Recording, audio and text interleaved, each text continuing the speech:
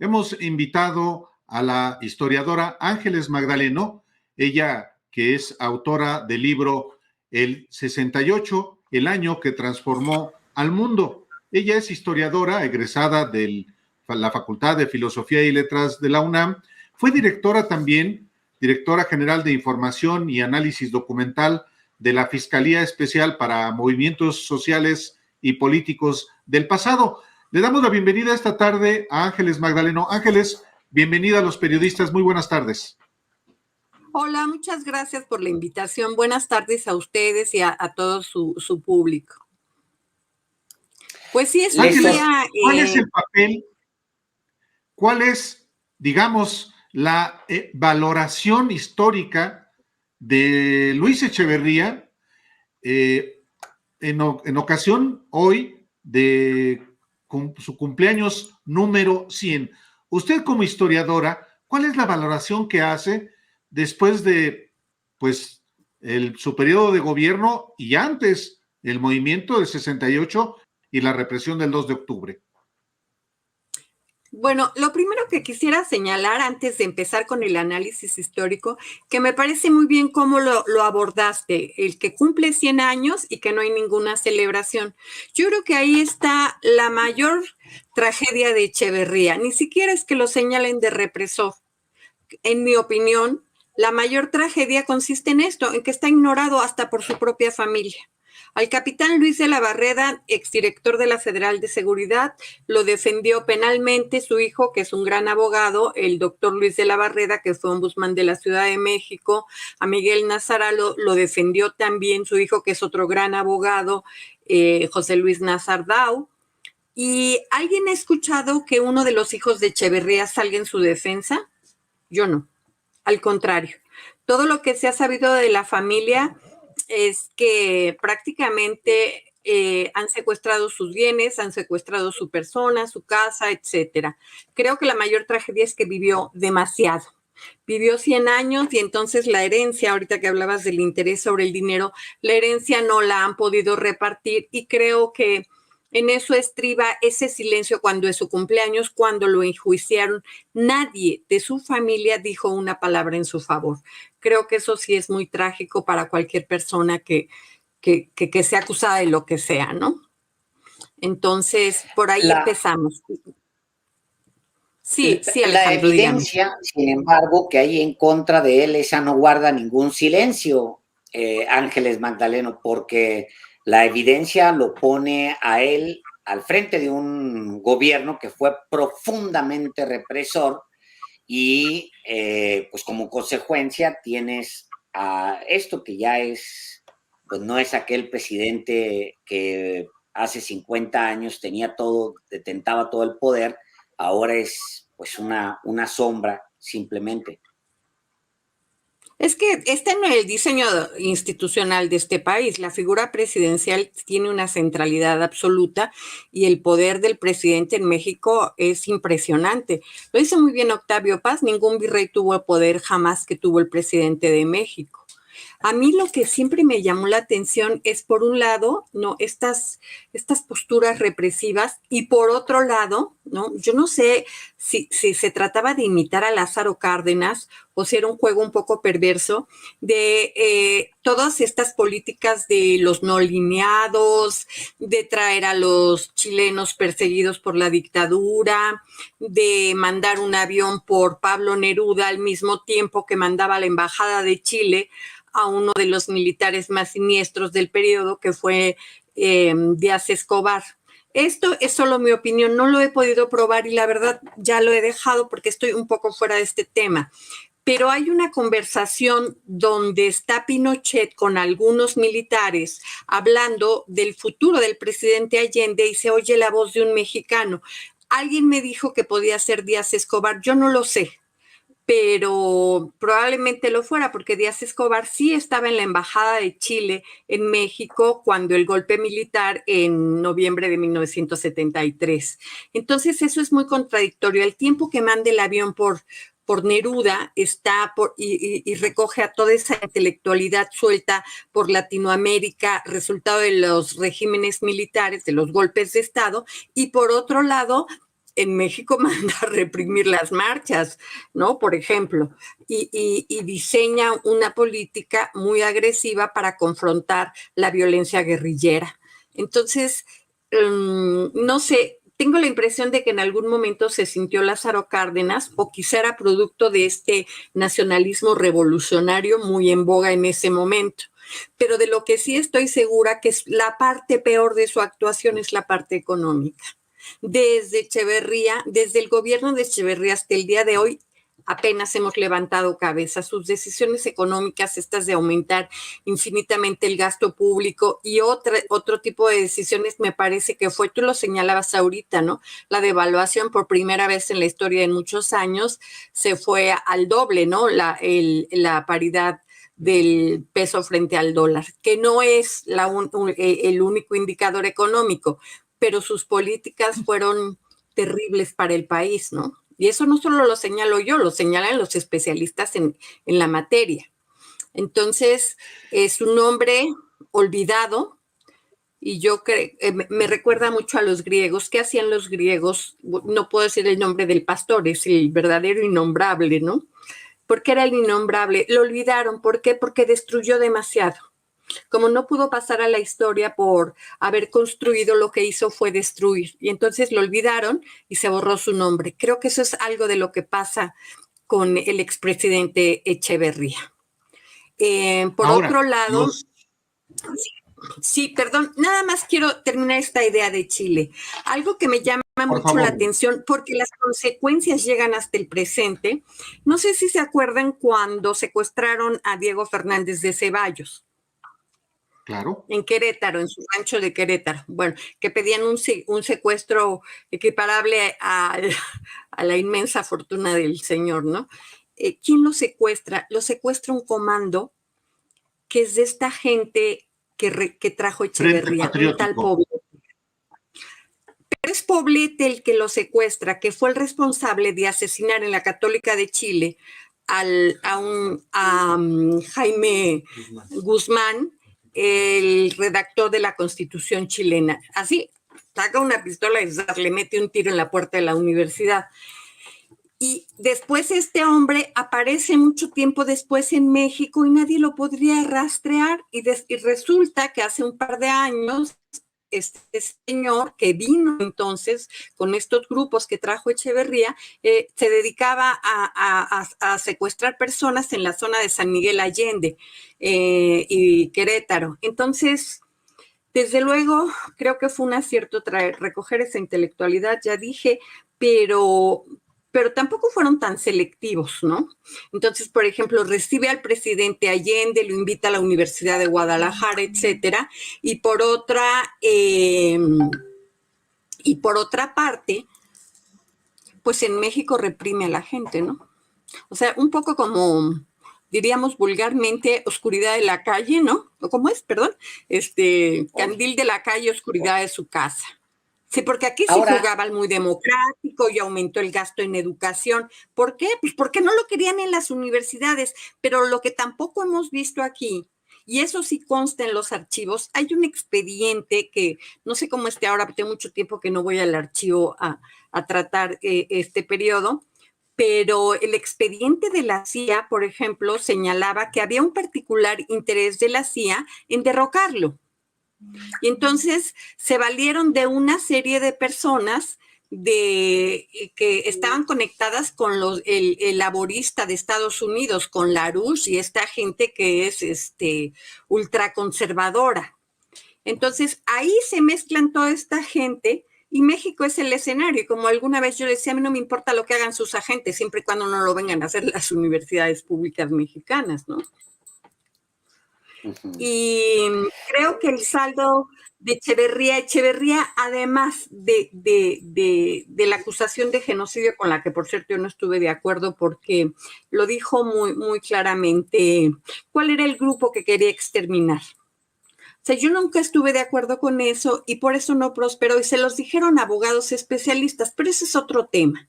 O sea, lo que creo que sí tenemos que rescatar es que lo que sucedió entonces no puede volver a pasar en México jamás, jamás. Y que sus hijos van a cargar con el estigma. No tendría que ser así. pero va a suceder, porque desde el siglo XVI el Marqués de Beccaria dijo que las penas de los padres no debían trascender a los hijos. ¿Pero tú crees que no va a trascender a los hijos? ¿No ha trascendido ya? Entonces, creo que Echeverría está olvidado por todos y lo peor, por su propia familia. Creo que esa es la mayor tragedia del expresidente, ¿no? Porque obviamente, pues, deben haber estado contando con una jugosísima herencia y bueno, y resulta que el señor no se muere, ¿no? Digo, no es que yo quiera que se muera, debo aclarar, a mí no me quita el aire, y a estas alturas todavía menos. Pero todavía muchos años después siguió siendo un factor de peso. Por ejemplo, en la biografía, en el último libro de Raimundo Riva Palacio, ahí habla de que luego del asesinato de Colosio, Echeverría se comunicó al PRI y quería candidatear ahí a su propia gente, ¿no?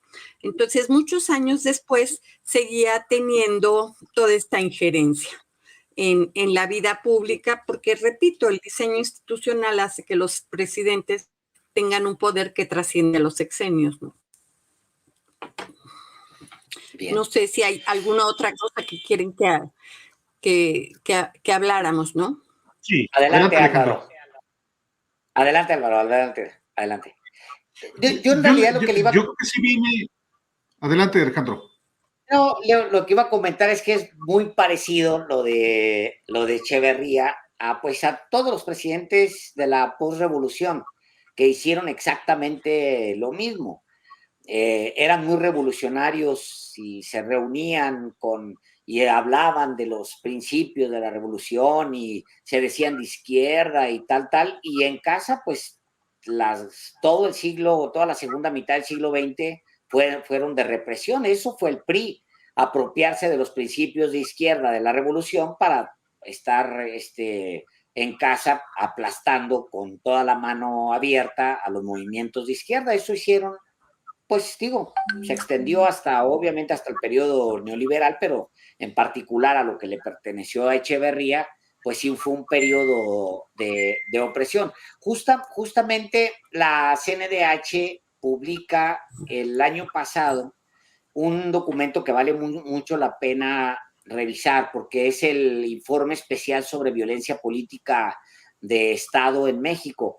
Y lo que te dice es, te va narrando exactamente los dos relatos. El relato de Echeverría parado junto a Fidel Castro y hablando de la revolución, y a su vez mandando a asesinar estudiantes y oprimiendo a cuanto se le pusiera enfrente o que lo consideraran una disidencia. Y eso marca al final a Echeverría, Ángeles. Sí, desde luego. Mira, hay una parte que en realidad sí se le ha cargado las tintas, ¿eh? Yo misma lo he hecho, debo reconocerlo, porque lo que no hemos analizado lo suficiente es, por ejemplo, toda la disputa por la presidencia que se da a finales de los años 60, cuando finalmente resulta el candidato del partido oficial, pero toda la pugna con Corona del Rosal. Mira, esa parte, incluso le habla con Arturo Rodríguez en su podcast, es tremenda porque genera toda una serie de cuerpos represivos que yo no sé cómo estén en el presente, pero que es muy probable que sigan existiendo porque no estaban desarticulados a algunos años. Cuando trabajaba en la fiscalía justamente con lo del halconazo, pedí un expediente de un individuo que estaba señalado en diversas fuentes como halcón.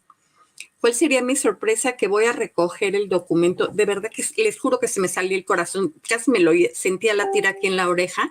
El tipo estaba sentado ahí. Yo agarré el expediente, me lo eché en mi bolsa y creo que no me detuve hasta la oficina.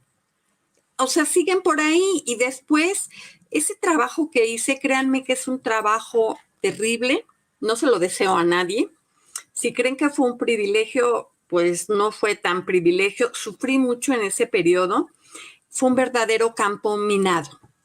El Ministerio Público encargado de las indagatorias del 68 y del 71 era compadre de todos los indiciados. Llegaban los indiciados y se abrazaba con ellos, ¿no? Y después, de verdad, yo al tipo, hubo un tiempo en que le tenía terror, hasta que dije, bueno, que haga lo que quiera hacerme, no lo voy a poder evitar porque las cosas son así, ¿no? Y todavía este sujeto, a principios de este sexenio, tuvo el cinismo de irse a parar para candidatearse como fiscal general de la República. Yo dije, no, hombre, ¿dónde llega este señor si es como para que salgamos todos corriendo? Fue el responsable, fíjate, de poner en la cárcel a los Chavos del Mar, del Movimiento Acción Revolucionaria, que fueron de los grupos más preparados de la guerrilla. Entre más preparado es un grupo, menos violencia utiliza. ¿Por qué? Porque tiene los objetivos determinados, etcétera, ¿no? Y este cuate fue el que los puso ahí. Yo muchas veces denuncié quién era y realmente nadie me hizo caso, ¿no? Hasta que dije, se acabó. O sea, si yo me tengo que ir, pero él se va conmigo. Se llama Américo Ahora, Ángeles Meléndez. Magdaleno, sí es muy importante, Ángeles Magdaleno, esto que usted dice de esa etapa que usted vivió como parte de una fiscalía creada por el gobierno de Vicente Fox, encabezada por Carrillo Prieto, que imputó a Echeverría por genocidio y del que resultó absuelto justamente porque era muy difícil acreditar un tipo penal así. Y ahora que nos dice usted que el Ministerio Público era amigo de los acusados de cometer tortura, desapariciones. Exactamente, de los indiciados. Bueno, entonces fue todo un montaje para que no pasara nada. Pues esa es mi opinión, pero es solo mi opinión. Tengo algunas evidencias para sustentarlo. Habrá quien diga que no, que sí funcionó. Estoy hablando desde mi perspectiva, porque ¿qué quedó de todo eso? Ni siquiera el archivo. Por ejemplo, yo hice un archivo donde dejé, y tengo el acta, lo consigna Carlos Montemayor, que fue mi testigo, donde yo dejé más de 50,000 fojas útiles para la reconstrucción histórica, porque yo siempre tuve el miedo que pasara lo que finalmente pasó, que esta documentación tan importante que no vamos a volver a ver, creo que no la vamos a volver a ver, quedara nuevamente en manos de la Procuraduría y que el acceso al archivo fuera pues prácticamente infranqueable o que se hicieran roscas, tontos, como lo hacen ahora para decir que no saben dónde está esta información. ¿Qué es lo que pasó en Guatemala? La Comisión de la Verdad consiguió un archivo muy importante, pero finalmente al concluir los trabajos se quedó en poder del Estado nuevamente. Entonces, ¿para qué sirvió el trabajo? Etcétera. Y ese es un poco, era mi temor, y pasó. Y pasó porque finalmente yo tuve que entregarle la dirección a mi cargo a un señor que era corresponsable de la matanza de Acteal. O sea, verdaderamente yo trabajé en un campo minado. Sí les puedo decir que yo era una persona antes de ver esa maldita documentación y soy otra después de esa, ¿no? De verdad que quedé curada de espanto. ¿Qué era la documentación? ¿Era sobre el 71 o era sobre toda la represión que hubo en los 70? Sobre todo, hubo documentación que realmente no sabe el conflicto interno que me provocó de esos niveles de violencia, porque yo creo que toda la gente que trabaja con estos temas de violencia tendría que estar apoyada por un cuerpo psicológico, psiquiátrico, yo no sé, pero realmente fue muy, muy angustiante hacer ese trabajo. Recuerdo un día en particular que tenía que tomar unas fotos de cuerpos de desaparecidos. Son las cosas más espeluznantes que he visto en mi vida. Mire, ¿sabe lo que hice? Ponía la cámara y jalaba de un lado el papel porque las fotos eran terribles, repugnaban a la sensibilidad de cualquiera. Simplemente troncos torturados, donde alguna vez alguien me hizo enojar mucho, le dije, a ver, dígame, que en este cuerpo no hay tortura. Y en mi escala de valores, después de hacer ese trabajo, en mi escala de valores es mucho peor la tortura que ejecutar a una persona. porque destrozan a la gente, le dejan un tremendo odio dentro. ¿Y cómo lo arreglan? O sea, ¿cómo arreglan eso? Entonces, ese tipo de cosas sí tiene que erradicarse. Afortunadamente, este es otro país. Ya no pasan esas cosas. Yo no digo que no pasen en su totalidad, porque ahora tenemos otro tipo de violencia. Pero lo que es importante rescatar aquí para el punto de vista histórico es que los sujetos y los objetos de la violencia nos dicen lo que pasa en un país. Si ustedes revisan la prensa de esa época, todo es la Liga, ¿no? Hasta 80, 81. Esos son todos los sujetos de la violencia. Después viene como una serie de policías que son un escándalo, nunca los procesan, no pasa nada. Y desde finales de los 80 hasta el día de hoy, la violencia corre a cargo del narcotráfico. Entonces, la violencia, la nota roja, siempre nos dirá qué es lo que está pasando en un país. No sé si coincidan conmigo, pero esa es mi apreciación después de este trabajo. Por ejemplo, este Ministerio Público, que era el encargado de la indagatoria, era amigo de, ¿cómo se llamaba la abogada? Sí, Raquel Frausto. ¿Sí se acuerdan de ella? Que la ejecutaron. Raquel. Bueno, sí, un día iba entrando y dice, ¿no quiere venir a desayunar con nosotros? No, mire, muchas gracias. Otro día me dijo, fíjese que yo quiero ser su amigo. ¿Cómo se llama ese Ministerio Público? Américo Meléndez Reina. Un día me dice, fíjese que yo quiero ser su amigo. Mis amigos no participan en inhumaciones clandestinas. Por ese pequeño detalle, usted y yo, licenciado, jamás podremos ser amigos. Y me negué a compartir la mesa con un torturador, porque todavía me quedan ciertos principios después de ver eso. No comparto la mesa con un torturador y no me importa de quién se trate. Porque realmente, si ustedes vieran las fotografías que yo vi, es que fueron más de 2 años diario, los interminables legajos de la Liga Comunista 23 de septiembre. Todo eso no debió haber pasado. Y eso también confirma, ¿no? Que, bueno, ya la revolución nos dijo que la etapa armada se había concluido y que la violencia política no tiene que expresarse por la vía de las armas. No puede ser. Esa es, digamos, mi gran reflexión. Y qué bueno que me invitaste, Álvaro, porque yo nunca había hablado de esto. La primera vez que fui a un evento me tuve que quedar callada porque pensé que me iba a poner a llorar. Y sí, un historiador me dijo, yo creo que a usted esto le causa un gran dolor. Sí me causa un gran dolor porque pues tiene uno valores y principios y porque no estás acostumbrado a tratar con esos niveles de destrucción. Pero lo peor de todo, ¿sabes cuál es lo peor de todo? La impunidad. Esa es realmente la verdadera tragedia. Que esa gente pueda haberme insultado, que haberme acosado, que pueda haberme hecho todo lo que me hizo sin consecuencias. Un día, las cosas estaban tan mal allá adentro que un día le pedí a don Julio Scherer que fuera a la oficina, por favor, para que me vieran cerca de él y supieran que si me hacían algo, habría consecuencias. De ese tamaño estaban ahí las cosas. Era un verdadero campo minado. Diario traía yo la adrenalina hasta que hablaba y estaba así oyendo a ver si nadie me escuchaba. Por ejemplo, este hombre, Américo Meléndez Reina, un periodista de La Jornada, le hizo una entrevista y por poco se le va encima. Y cuando se va el periodista empieza a gritar, ¿usted tiene la culpa? ¿Yo? ¿Yo por qué? Usted le dijo, ¿yo qué le dije? Si yo ni siquiera estuve en la entrevista, porque el periodista descubrió que este señor había participado en unos actos terribles en la Universidad Juárez de Durango. ¿Tú te acuerdas de Irma Salinas Rocha? Sí, cómo no. Álvaro, en el Universal. Sí.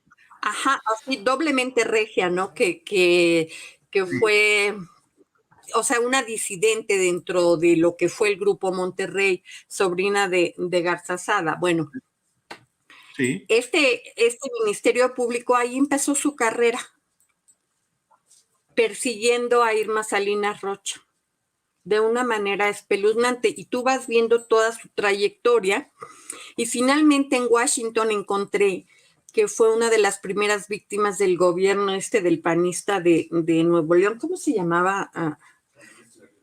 Canales Clarion. ¿Sí se acuerdan de Canales Clarion, no? Canales Clarion, por supuesto, secretario de Economía de Fox. Exactamente, porque le intervienen una llamada donde señalan, por ejemplo, que un chavo se les quedó en la calentadita, palabras textuales, y que pues hay que inhumarlo clandestinamente. Y después decía que quería ser mi amigo, pues digo, está medio rudo tener amigos de ese estilo, ¿no? Entonces, eso es un poco lo que quería de hablarles. Fue una experiencia muy dolorosa, muy, muy dolorosa. Si ves un poco, yo después de ese trabajo en la fiscalía me hice a un lado. Hubo quien me dijo, de milagro no acabaste de ultraderecha, de milagro no acabé de ultraderecha, después de ver lo que hicieron los disque líderes que pulilaban por ahí, que iban a cobrar dinero para apoyar a toda esta gente. Y fíjate, se la pasan molestándome a mí, pero se quedan callados con un represor que además fue un torturador como Américo Meléndez Reina. Y eso no lo digo yo, lo dice el Departamento de Estado en Estados Unidos, porque le intervinieron las llamadas. Entonces, esta impunidad tiene que acabar. Aquí ya no se trata de derechas o de izquierdas, se trata del respeto a la vida. Y yo sí parto del credo liberal, porque decía un profesor que ahora está totalmente olvidado, que dirigía el único centro de estudios sobre el capitalismo contemporáneo, un gran economista que fue Pedro Manuel López Díaz, que tiene un libro. Alguna vez creo que hablé contigo sobre ese libro, el Diccionario de la Clase Empresarial Mexicana, que es una joya porque te dice las empresas cómo están vinculadas, sus pasivos, sus activos, etcétera.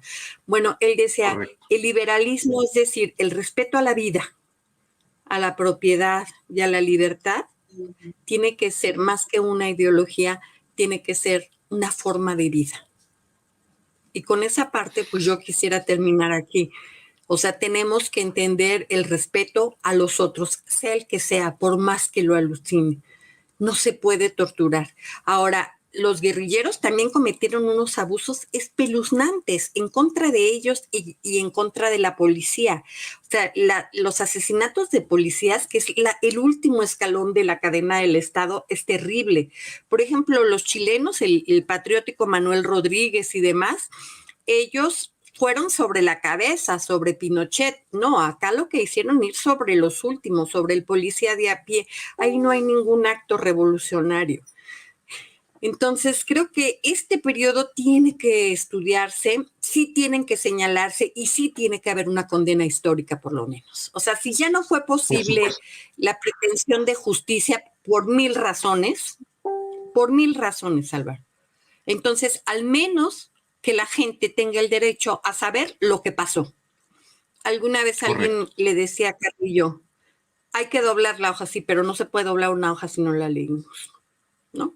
Así es. Bien. Ángeles Magdaleno. Terminar con esto. Muchas gracias por la invitación. Muchas gracias, Ángeles. Sé que a lo mejor querías algo más anecdótico, más histórico, pero eso es lo que viví, Álvaro, y en algún punto tenía que decirlo, ¿no? Muchas gracias. Al contrario, Ángeles Magdaleno, muchísimas, muchísimas gracias. Gracias. Hasta luego, buenas tardes, chao.